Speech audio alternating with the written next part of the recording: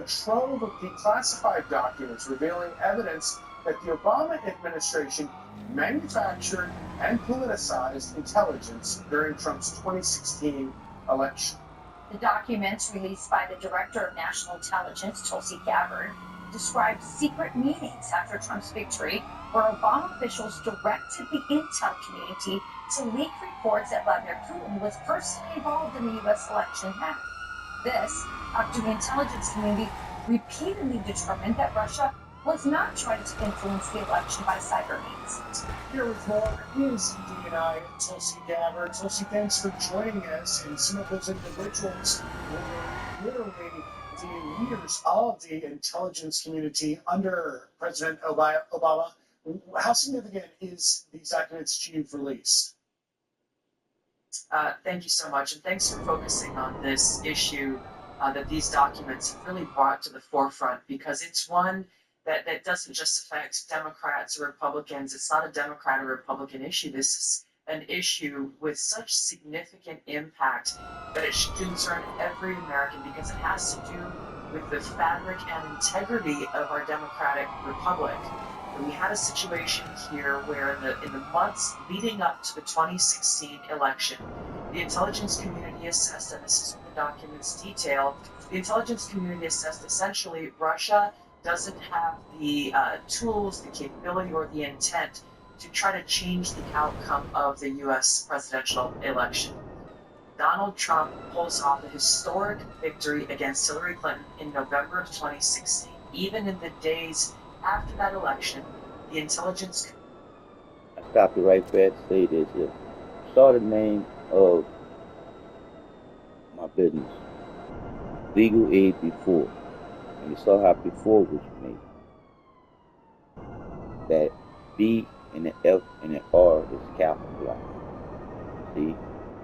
And that is what it is when the logo meaning BFR. B, fast, running, knowing you already won. WON. I'm just saying. Legal Aid Before. Before it was all the lies that don't make no sense. It was the truth that makes sense to make a change, because our legal system is being ran by a criminal organization. Our legal system is being ran by a bunch of fucking criminals. Because how can you get any type of justice when the criminals are the ones running the justice system? Peek me out here. Your legal lying lawyers who lie for a fucking living never work for me or you. They always work for the fucking judge, and most of the time they become a judge too. What a fucked up catch-22 to live in, when you don't just have the legal line lawyers squeezing you in the system.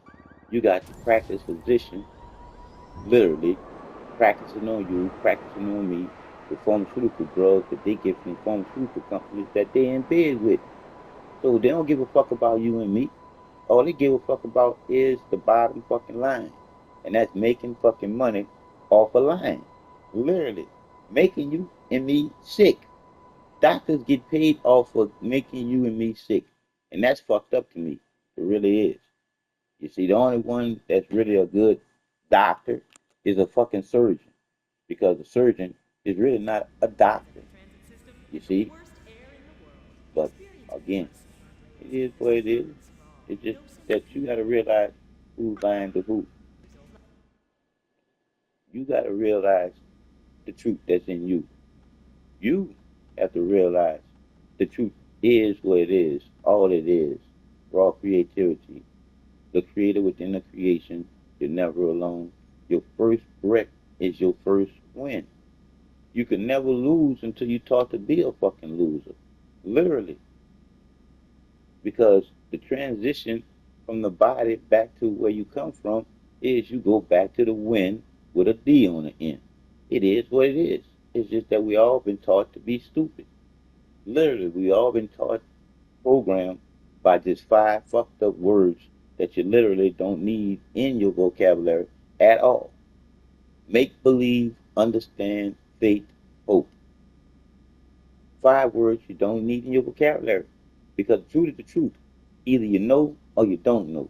Because the need to know is you need to question any and everything that don't make sense to you. The truth. I'm just saying. Let's finish this. Community continued their consistent assessment that reflected the same thing in the months leading up to the election. All of a sudden, in the early days of December, there was a president's daily brief that was drafted. This is put together by the different elements of the intelligence community that reflected that same assessment. Russia did not try to hack the election, in essence. That PDB, that document, was pulled hours before it was supposed to be published for the president to see that following morning. That document was never published until we released it yesterday. One day later, President Obama calls a meeting of his National Security Council, his top officials, to be held on what they called a sensitive topic. And the results of that meeting, which we released yesterday, and these over 100 documents that talk about in detail how President Obama and his team, he directed a manufactured piece of intelligence that detailed not if, but how Russia tried to influence the outcome of the United States election that President Trump won in November of 2016.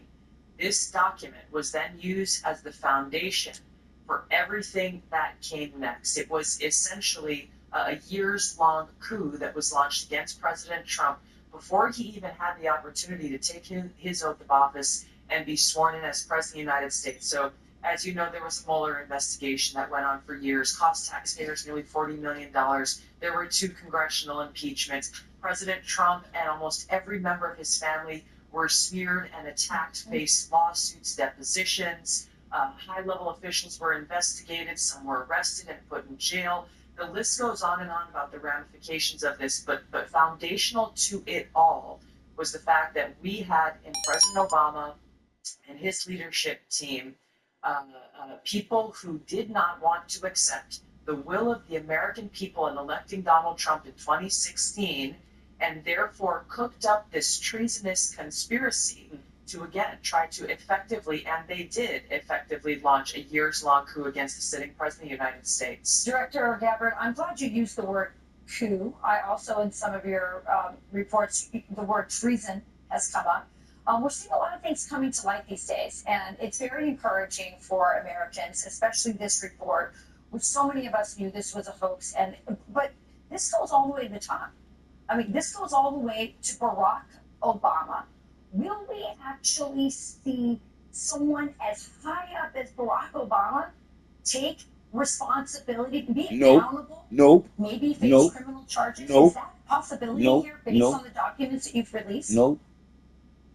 Rachel, the seriousness of, again, the implications and the consequences of these actions that were taken demand accountability. The American people not only deserve the truth and accountability, when we look at the future of our country as a democratic republic and the American people's ability to have faith that when they go and cast a vote at the ballot box, the will of the people will be respected by those in government, whether they be Democrats or Republicans.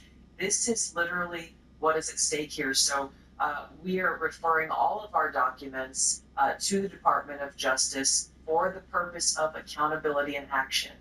No one, no matter who they are, no matter how high up they are or how powerful they may be, no matter who the intelligence officials or professionals were who were a part of this treasonous conspiracy, there must be accountability. The truth must be shown to the American people in order to ensure that there is this faith and trust and integrity in our democratic republic for the sake of the future of our country.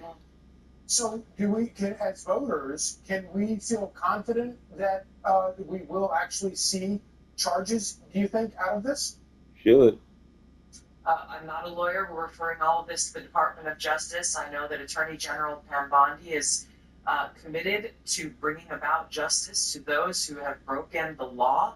And in this case, again, what these documents detail, to me, in my view, cannot be explained as anything but a treasonous conspiracy.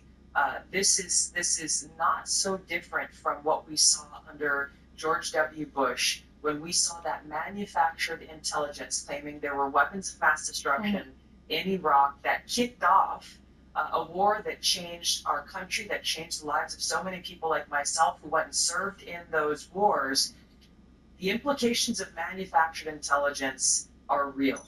I would even say that what we are seeing here has an even greater impact than what we've seen in the past, because it speaks again to the foundation of our Constitution and our democratic republic, which is why accountability is so critical. Amen to that. And by the way, we cannot weaponize our intelligence community against our enemies, our political enemies. That is wrong, and there are huge consequences. Tulsi, thank you for declassifying this. This is amazing information. Some of us never thought it would come out. Thank you so much. Thanks, Tulsi. Thank you. All right. That's a patriot right there. I've seen Goosey. And that's fucked up. That's all I can say. That's fucked up.